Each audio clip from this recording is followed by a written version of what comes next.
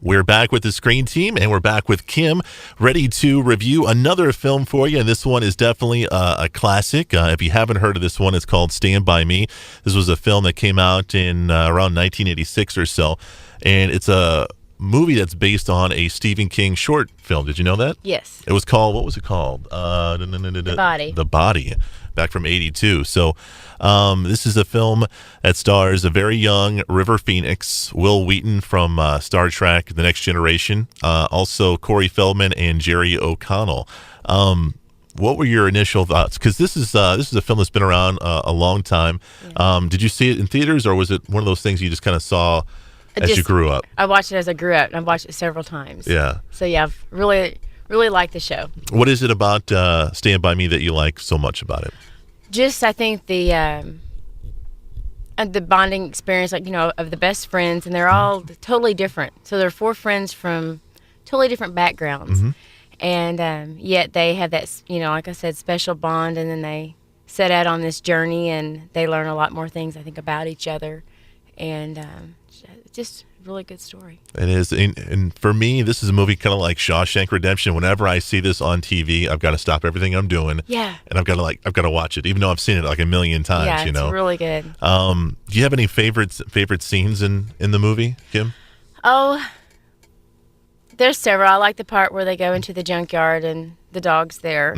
And they think that it's like this brutal, massive dog, and this is like this little bitty old dog with just little bark, But and then Corey Feldman, I think that's the first time that you see his background of his life come through when the owner starts talking about his father and his, the issues that his father had at home. And he portrays his father as a war veteran, as a hero and stuff like that. And yes, when he's actually oh my gosh. He was like a drunk. And he also was abusive to Corey Feldman's character and stuff like that as well. Very much so. And I don't know, just the whole thing, and I love the story that Will Wheaton told. He was the one who told the story around the campfire about the pie eating contest. Totally hilarious. Which Brandon watched it with me, last night. And had he seen it before? He hadn't, and I totally understand why it's rated R.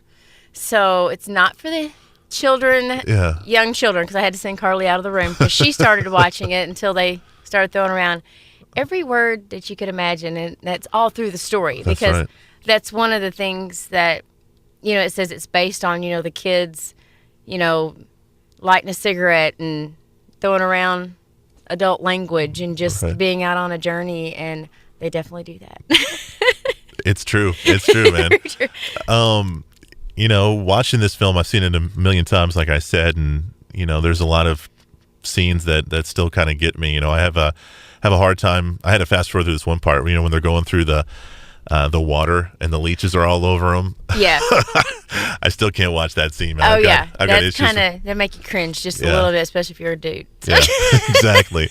There's a lot of adult themes, and I guess the basis of this is the four friends hear about a young man who went missing, and apparently somebody had found his body. So they were going to go try to find the body and let everybody know and be basically heroes of the town or whatever. And one of the stars of the movie, it was Jerry O'Connell, wasn't it? His older brother. He overheard him talking about it.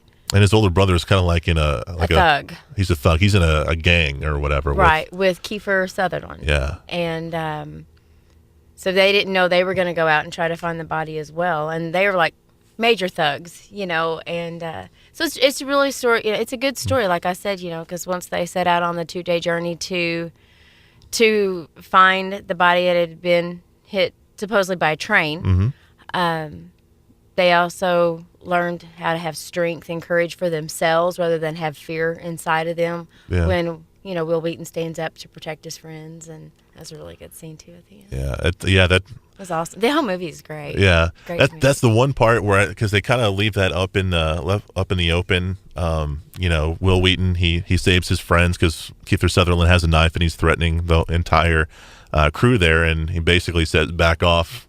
I got a gun. I'm stronger than you, kind of thing. But then, Kiefer Sutherland's like, "We're gonna get you later."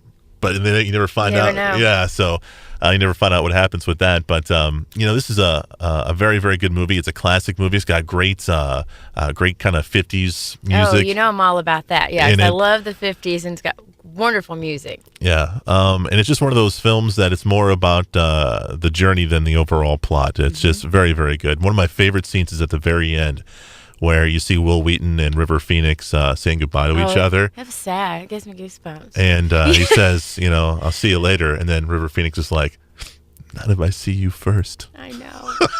It's good. It's so good. Stand By Me, rated R, like Kim said. And if it's a movie that you haven't seen yet, definitely do so. It's definitely very, very good and definitely worth your time. Kim, thank you so much for being on the show, Thank man. you. We appreciate you. Enjoy it. We're going to be back next week. Kyle's going to be on the show. We'll be reviewing movies like Wayne's World, also Space Jam, and some more great classics for you. It's coming your way next Saturday at 6 p.m. For Kim and Chris, we are the Screen Team on KWOC.